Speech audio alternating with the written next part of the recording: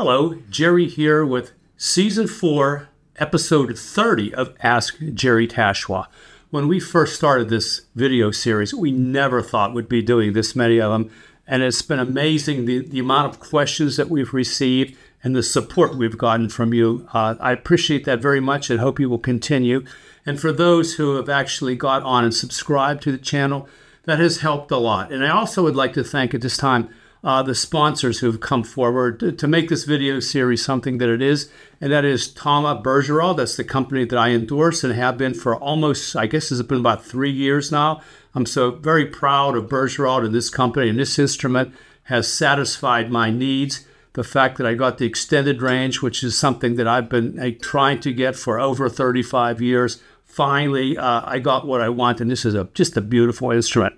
But anyway, we hope to continue doing this series as long as we get the questions. And if you want to ask me a question, simply go to my website, which is tachoir.com, Tachoir.com. And in the upper right-hand corner is a contacts button. Hit that, well, the tab. Hit that little tab and fill out the information, ask your question, and hopefully we'll do one of these videos. And again, it's been a lot of fun doing these. Today's question comes from Lars in Switzerland. Hello, Mr. Tachoir. I have been such a fan of yours for some time. I first saw your band at the Montreux Jazz Festival quite some time ago, and you have been an inspiration ever since. Your video series has answered so many questions for me, and for that I thank you. I have a rather simple question that I need some advice on. Could you simply explain how you transport such a large instrument to and from performances, both locally and internationally?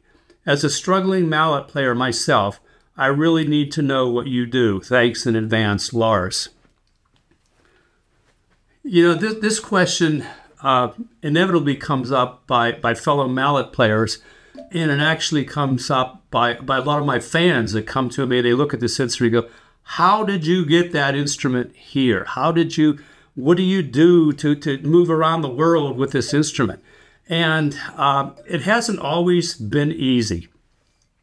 Prior to 9/11, I used to be able to go to an airport with my cases and go to the sky cap, the guy that's on the curb, right as you checking in, and I would tip him and I'd say, this needs to get on this plane. I'd show him my ticket and he would get it on the plane. And that seemed to work very well for a long time. Well, then 9/11 happened, and now we have all the issues of security, and the costs have gone up. So it's real complicated to do that now. But let me backstep and talk to you about locally.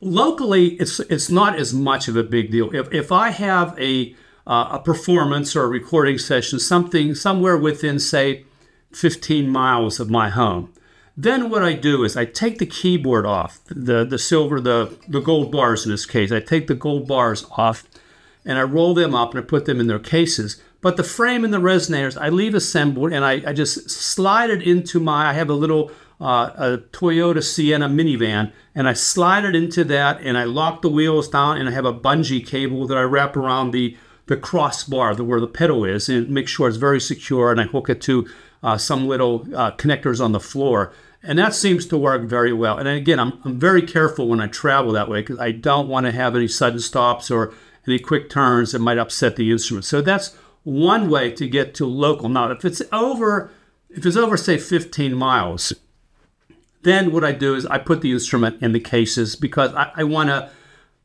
both be safe as I'm driving, because there's a lot of really crazy drivers out there, but I want to be safe as I'm driving, and also I want the instrument to be protected. So I will then put it in cases. Now, regarding international, like I said, lately it has gotten incredibly complicated to travel with an instrument this size anywhere other than your hometown and anywhere that you're driving to. So if you're flying, what I have found is two things. Well, first of all, as an endorser of Bergeron, I'm able to basically call them up and say, look, I'm going to be in Italy on such and such a date. Is there an instrument available for me, or can you get one to me? And usually that works out to be very positive. There has been a few rare occasions when I was in a very strange area that I just couldn't get an instrument there fast enough. and that created some problems. So in that case, you either rent an instrument or you borrow an instrument or you go to one of the local universities and see what they have and try to get hold of something. But to be honest with you, flying with this particular instrument anymore is something that I have not done in quite some time. Now, if I do want to do it, like if I'm going to go over to, say, Europe for an extended period of time, and I want to have my instrument because I'm going to be traveling around from city to city and country to country, then in that case, what I will do is I'll put the instrument in its cases and I'll have it shipped over, and it'll sit somewhere in a warehouse until I'm able to go and pick it up. And then when I get it picked up, I can, put it in the car that I have rented or whatever kind of transportation I have, and then move around from city to city with my own instrument. I've only done that a few times, and I've been fairly lucky. The hardest thing is when you do ship it over, it goes into basically a storage facility, and there becomes the complication of trying to locate it, really. And sometimes they want to charge you for storage if you're not there within a couple days, and it's a little convoluted, a little hard to deal with. But that's what you have to do. Now, if I'm traveling around the United States, and fortunately lately we travel via RV, and in our recreational vehicle, we have room. As a matter of fact, we bought this particular unit only because my instrument fits into it. But we'll put this in the RV, and we'll just travel around the world, or I'm sorry, not the world, but the United States anyway, and it'll maintain itself, and we'll be in the instrument. I mean, the instrument will be with us, and we'll be able to have it. So that's one way of dealing with it. It's a big instrument, and again, since I'm playing an extended range instrument, yeah, it's a little bit bigger and it's a little bit heavier. So these are things you got to think about, like when you want to travel and how you're going to get your instrument to it from gigs. Something that everybody as an individual has to figure that out. Now, one time I did a clinic at Eastman School of Music, and this was early on in my career actually. And one of the students, I was a little intimidated because I was just very young and I was just starting out one of my very first clinics. And I remember a student asked me, he said, "So, do you work out?"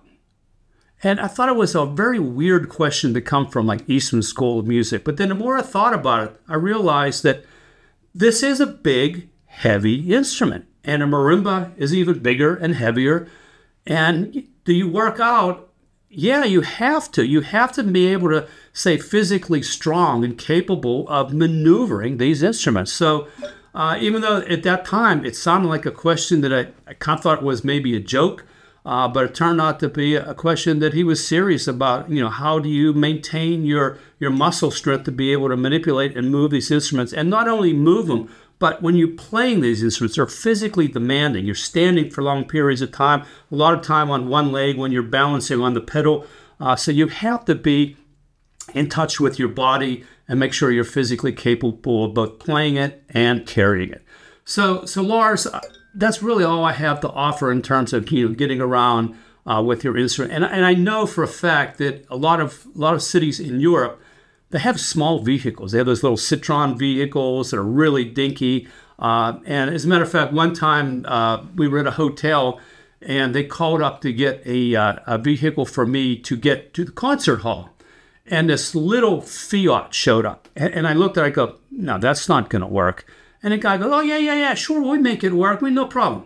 And so he took the body, the biggest part of the case, and he put it on the roof of this Fiat. He goes, "You sit here and you hold this." I had my arm out the window, holding on to the handle of the case. And then he took the resonators, it was in another case, and he set it on the fender of this car, and kind of there was a little railing there. He set it on the fender, and he was reaching out, holding it while he's driving. And then, of course, I had my bars with me too. They were behind me, but we did it. And fortunately, it wasn't that far. It was only a couple miles to get to the concert hall. But I mean, things like that, crazy things happen all the time. And as a matter of fact, there was another situation where a company sent me an instrument in New York City, and the same thing happened. My friend said that I had it shipped to his house because we were getting ready for a rehearsal.